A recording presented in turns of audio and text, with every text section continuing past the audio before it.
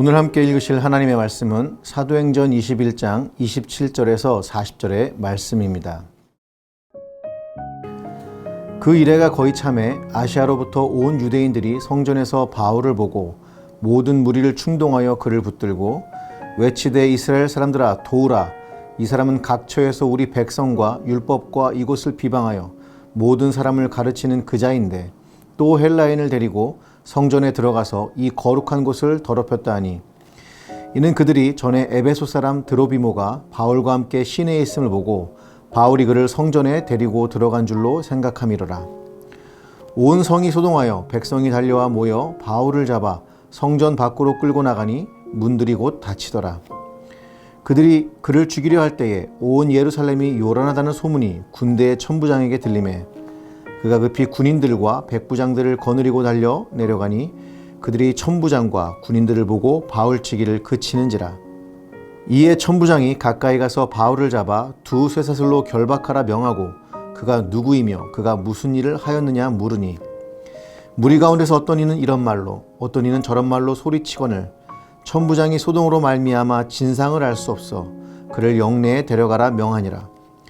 바울이 층대에 이를 때에 무리의 폭행으로 말미암아 군사들에게 들려가니 이는 백성의 무리가 그를 없이 하자고 외치며 따라가미로라.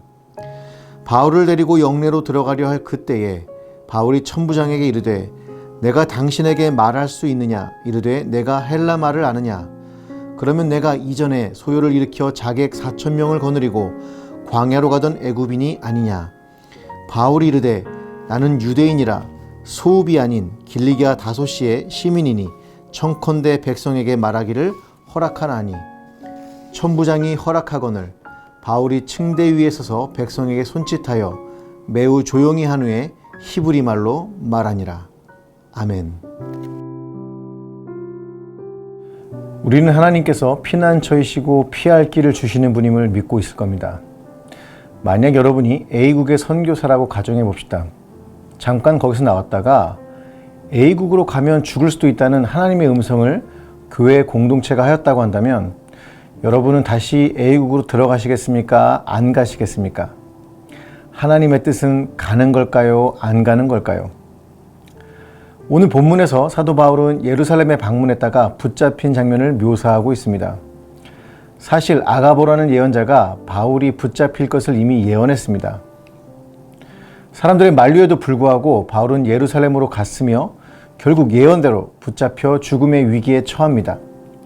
하나님이 피할 길을 주셨지만 바울이 거부한 것과 같은 모양새입니다. 바울이 붙잡힌 이유는 드로비모라는 인물 때문이었습니다. 그는 에베소 출신으로 바울이 에베소에서 3년간 사역하면서 얻은 귀중한 열매였습니다. 예루살렘 교회가 경제적인 어려움을 겪고 있을 때 에베소 교회를 대표해서 헌금을 전달한 인물이었죠. 뿐만 아니라 말년에 병을 얻었지만 바울의 사역에 끝까지 동참한 사람이었습니다. 바울이 드로비모와 함께 예루살렘 시내에 있었던 것을 누군가 보고 이렇게 전달을 한 것 같습니다. 바울이 시내에서 이방인과 함께 있었는데 성전 방향으로 가고 있었던 것 같습니다. 이후 이 소식은 바울이 드로비모라는 이방인을 성전에 데리고 들어가서 성전을 더럽혔다는 것으로 바뀌게 됩니다. 가끔은 교회에서도 이런 일이 일어나기 쉽습니다. 누군가를 공격하기 위해서 사실관계와는 상관없이 그 사람이 했던 말과 행동의 일부를 편집합니다. 일명 악마의 편집이죠. 저는 이런 행동이야말로 잘못된 성도의 행위이며 아주 나쁜 생각이라고 생각합니다. 특정한 목적을 위해 부풀리거나 거짓된 상황을 연출한다면 그것은 주님 보시기에 악할 뿐입니다. 바울이 붙잡힐 때 도시 전체가 요란했던 것 같습니다. 반란이나 폭동을 우려한 로마 군대의 천부장과 백부장이 군인들을 데리고 바울이 있는 곳에 도착을 합니다. 바울은 이미 많은 매를 맞은 이후였습니다. 그리고 이내 천부장의 명령에 의해 쇠사슬에 두 손이 꽁꽁 묶이게 되죠. 트로트 노래의 가사처럼요. 바울은 피할 수 있는 하나님의 계시와 예언이 있었음에도 불구하고 죽음을 향한 길을 마다하지 않습니다. 피하는 건 역시 하나님의 뜻이 아니었을까요? 미리 알려주신 것은 피하라고 알려주신 것이 아닐까요? 피하는 것도 피하지 않는 것도 바울이 선택할 수 있었습니다. 피하는 것도 하나님의 뜻이고 예루살렘에 가서 붙잡히는 것도 주님의 뜻이라면 과연 우리 삶에서 어떻게 이 상황을 수용하고 받아들여야 할까요? 제가 예전에 어떤 목사님하고 이 문제를 놓고 이야기한 적이 있습니다. 그 목사님이 아주 통찰력 있는 이야기를 해줬습니다. 사명이 우선이다라는 것이었죠. 하나님은 당신의 일과 계획도 중요하지만 강요하지 않으십니다. 로마의 복음을 전하도록 원하시는 하나님의 뜻이 있었지만 그것은 꼭 바울일 필요는 없었겠죠. 하나님은 바울에게 선택권을 주셨습니다. 이에 바울은 피하는 것보다 사명을 선택한 것이었죠. 장폴 샤르트르라는 실존주의 철학자는 인생은 B와 D 사이의 C다라고 말한 바가 있습니다. B는 birth, 즉 출생이고 D는 death, 죽음이죠. C는 choice, 즉 선택이라는 것입니다. 인생이란 태어나면서부터 수많은 선택을 하며 죽음을 향해 간다는 것이죠. 중국집에 가서 자장면을 먹을까 짬뽕을 먹을까 선택을 하며 마음을 정하지 못한 경험들이 떠오르실 겁니다.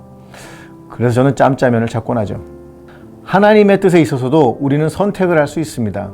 피함과 사명이라는 두 가지 선택지 모두 하나님이 허락하십니다.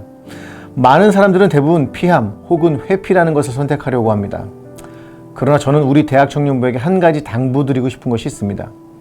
사명도 우리의 선택지이기에 사명을 거부하기보다는 받아들이고 나간다면 하나님의 위대함을 경험하게 될 것이라는 것입니다. 우주보다 뛰어난 하나님의 경이로움이 여러분을 기다리고 있습니다. 회피하지 말고 당당히 당신의 운명을 받아들이고 도전해 보세요.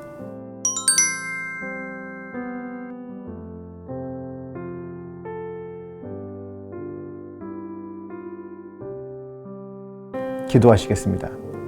선택의 삶을 허락하신 하나님 감사합니다. 회피와 피하는 선택들만 해오지는 않았는지 돌아봅니다. 이제 주님이 주신 용기로 도전할 수 있도록 축복하여 주옵소서. 예수님의 이름으로 기도합니다. 아멘.